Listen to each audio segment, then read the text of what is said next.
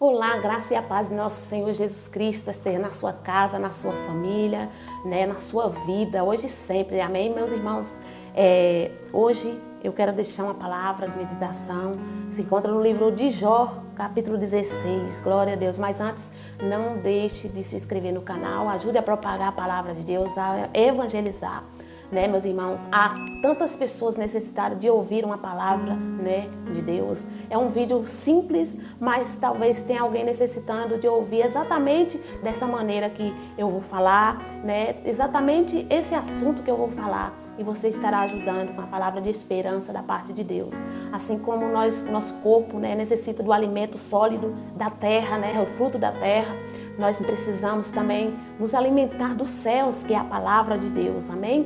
Então, compartilhe e inscreva no canal para ajudar, amém? Capítulo 16 do livro de Jó, a partir do versículo 7, diz assim: Na verdade, as minhas forças estão exaustas. Tu, ó Deus, destruíste a minha família toda. Testemunha disto é que já me tornaste encaquilhado. A minha magreza já se levanta contra mim e me acusa cara a cara.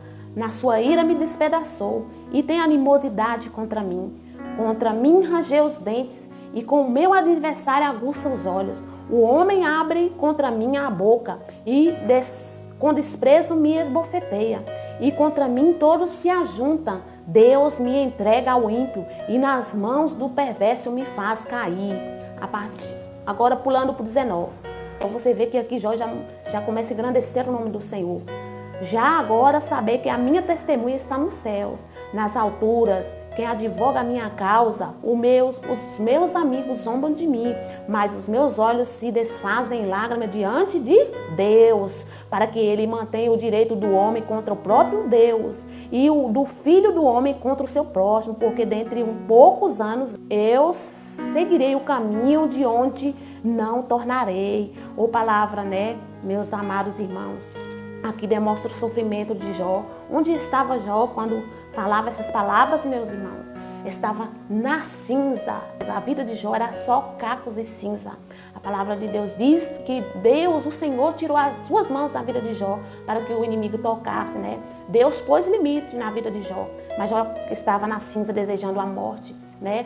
A cinza representa a morte, porque é aonde nós voltaremos. Quando nós morremos, voltaremos para a cinza e para o pó. Essa cinza na vida de Jó representa, né, que a morte para ele naquele momento era um alívio, né? A cinza para ele era um alívio. Ele coçava com caco, né, as suas úlceras. Então ele se colocou na cinza literalmente e se coçava com o caco, porque ali era um alívio. Glória a Deus. Nós sabemos que Jó foi apanhado, né, em calamidade, que nenhum homem na face da terra passou o que Jó passou, né?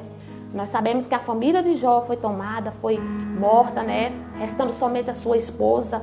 O diabo não tocou nela porque ela não era coisa boa para Jó, porque se fosse algo que ela fosse boa, que acrescentasse na vida de Jó, o diabo tinha tirado ela, né? Você sabe que ela mandou Jó morrer, incitou Jó a se suicidar, incitou Jó a pecar contra Deus, né? Por isso que ela estava ali, né, na vida de Jó, e o diabo não tirou ela.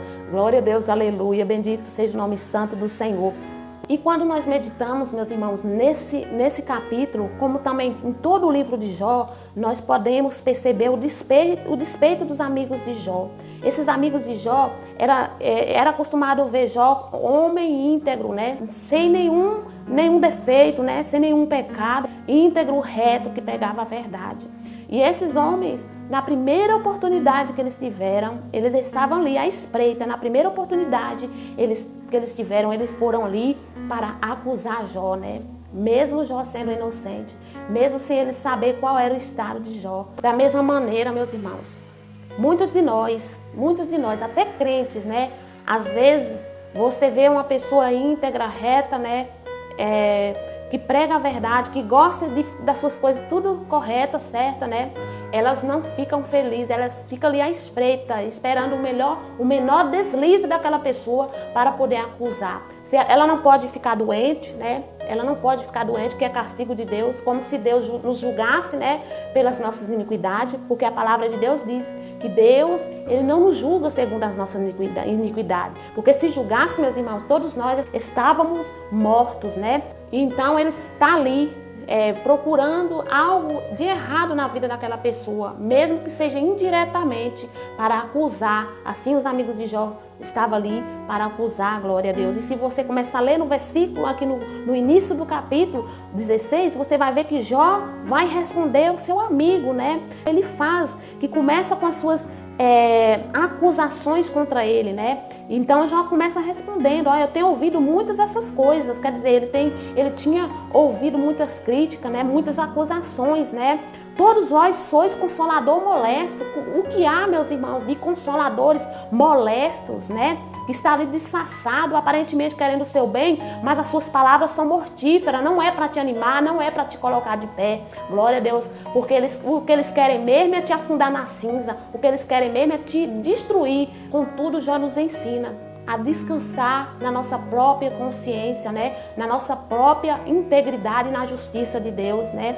E outra coisa que Jó nos ensina também, a confessar as nossas fraquezas, né? A Deus, porque Ele é fiel e justo para nos julgar, Ele é o nosso advogado. Você vê, meus irmãos, aqui, que no início, no capítulo 1, versículo 1, ele começa conversando e respondendo para Elifaz. Glória a Deus, aleluia. Olha, eu tenho ouvido muitas coisas como esta. Todos vós sois consoladores molestos. Porventura não terão fim essas palavras de vento, né? Ele começou falando até o versículo 7. Quando chega no versículo 7, Jó muda o rumo da conversa. Ele simplesmente ignora o seu amigo e começa a falar diretamente com Deus.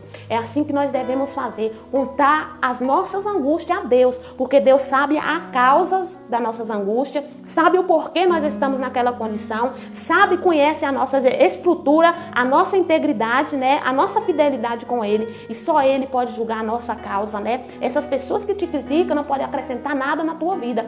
Aqui nesse próprio capítulo já fala: olha, se eu falar não sara, não vai me curar, não vai me sarar. Então tem palavras, irmão, que é melhor não falar, é melhor calar, ficar quieto. Glória a Deus, aleluia. Então, meus amados irmãos, aqui no versículo 7, na verdade, as palavras de Jó, né? Na verdade, as minhas forças estão exaustas.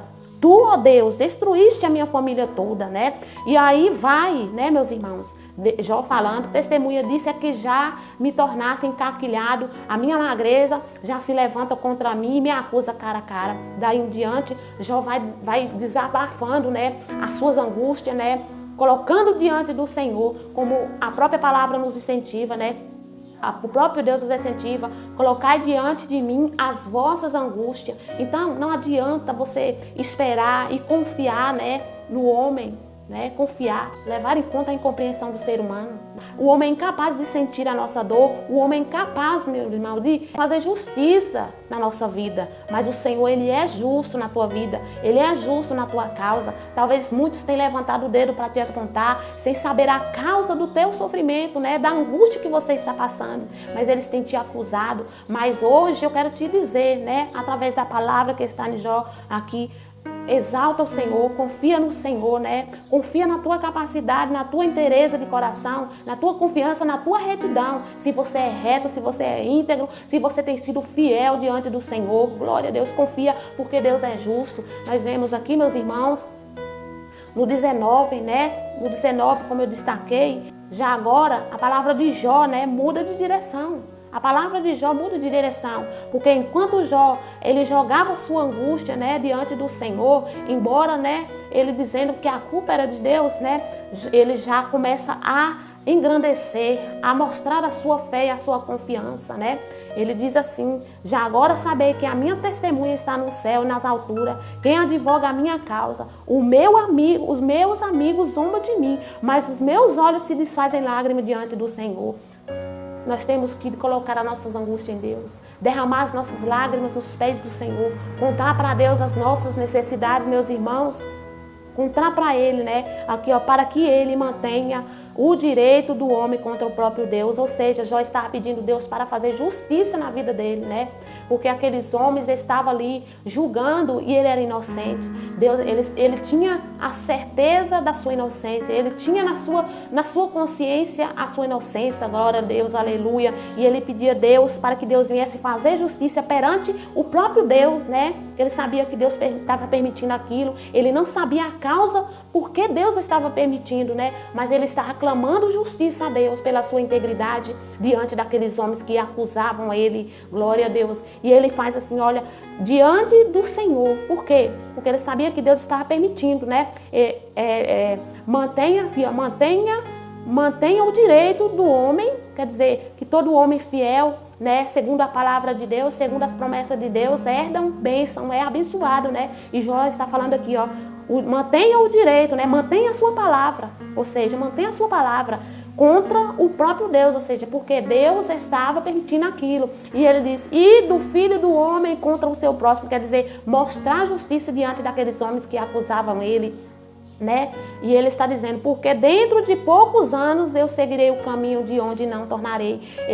Ou seja, ele pedia a Deus para fazer justiça enquanto ele estava vivo, né? Que não esperasse que ele morresse para que Deus viesse fazer justiça na vida dele. E a palavra do Senhor diz que Deus ouviu a voz de Jó. Glória a Deus. Então, meus irmãos, nós devemos colocar a nossa confiança no Senhor, não levar em conta as palavras de outros, né, que vêm para te perturbar, né, porque o castigo deles está preparado. O castigo deles estão preparados, está escrito, né? Está escrito no livro de Jó. Veja o que aconteceu, né, com aqueles homens que tanto perturbava Jó, tanto angustiava Jó ali naquela cinza. Veja só que no capítulo 7 do versículo 42, tendo então falado essas palavras a Jó, o Senhor disse também a Elifaz, o temanita, a minha ira se acendeu contra ti e contra os teus dois amigos, porque não disseste de mim o que era reto com o meu servo Jó. Tomai, pois, agora 7 novilhos e 7 carneiros, e ide ao meu servo Jó, e oferecei holocausto por vós, holocausto por vós. Eles precisavam de sacrifício, de fazer um sacrifício para que Deus viesse livrar eles através de Jó, ainda se Jó quisesse orar por eles, aleluia, glória a Deus. Aqui, olha, oferecei holocaustos por vós, o meu servo Jó orarás por vós. Esse é o castigo daqueles, né, que não tem amor, que não tem compaixão, que é incapaz de se colocar no lugar do próximo, de sentir a dor do próximo, né? Quando nós vemos alguém sofrendo, a primeira coisa que nós temos que pensar é, se eu estivesse naquele lugar, no lugar dele, como seria, como eu pensaria, como eu agiria. Mas as pessoas acham, meus irmãos, que são imbatíveis, né?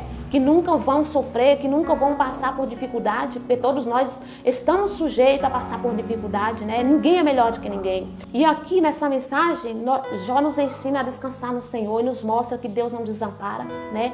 Mesmo que as provas venham sobre a nossa vida, Ele é Deus para nos tirar daquela prova. Ele passa conosco na prova.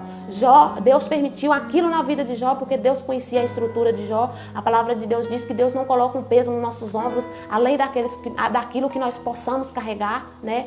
Deus conhece a minha estrutura, Deus conhece a tua estrutura. Se você está passando por essa prova, porque Deus sabe que você é capaz de sustentar ela, que você é capaz de carregar essa cruz, né? E vencer. Eu só peço a você hoje, agora, nesse instante, que você se mantenha firme, confiando no Senhor, na integridade do Senhor, na justiça do Senhor, porque Ele vai fazer justiça na tua vida. Ele vai, né, tirar essa cruz de sobre os teus ombros. Ele vai te livrar da vergonha, né, que você tem passado, em nome de Jesus, e das acusações injustas que outros têm lançado sobre ti. O destino dos amigos de Jó foi esse, foi depender, se humilhar na presença de Jó, né, segundo a palavra de Deus. Mas para Jó, a bênção de Deus foi acrescentada na vida de Jó, né? Ele confiou a recompensa, o livramento, né? O alívio chegou na vida de Jó. E a palavra de Deus vai dizer aqui, ó, no versículo 10, né? Mudou o Senhor a sorte de Jó, quando este orar pelos seus amigos, e o Senhor deu-lhe o dobro de tudo quanto antes possuía. Então vieram a ele todos os seus irmãos, todas as suas irmãs, e todos quanto o conhecera, e comeram com ele em sua casa, e se condoeram dele, e o consolaram de todo o mal que o Senhor lhe havia enviado. Cada um deu dinheiro e anel de ouro. Né, irmão? Quando estamos bem, aí as pessoas vêm, né, se ajuntar, trazer presentes, né? Quando ele estava na cinza, todos eles fugiam dele, né? quando ele estava na cinza, todos vieram para acusar, né? Maleava a cabeça, como a palavra de Deus diz. Mas quando Deus abençoou a vida de Jó, todos se aproximaram de Jó, né? Todos que conheciam eles vieram e comeram com ele. E assim foi o fim de Jó. Os seus amigos, você viram o que aconteceram, né? Então, nós temos que procurar sabedoria, conhecimento, se condoer, ter compaixão, ter amor ao próximo, né? Ter a capacidade de se colocar no lugar do outro, sofrer a dor do outro, glória a Deus, aleluia. E principalmente colocar a nossa confiança no Senhor. Não ficar falando a nossa vida para o próximo, para aquele que não pode acrescentar nada. Deus é a nossa força, Deus é o nosso socorro, Deus é o nosso livramento. Confia somente nele e ele fará tudo na tua vida hoje, amém?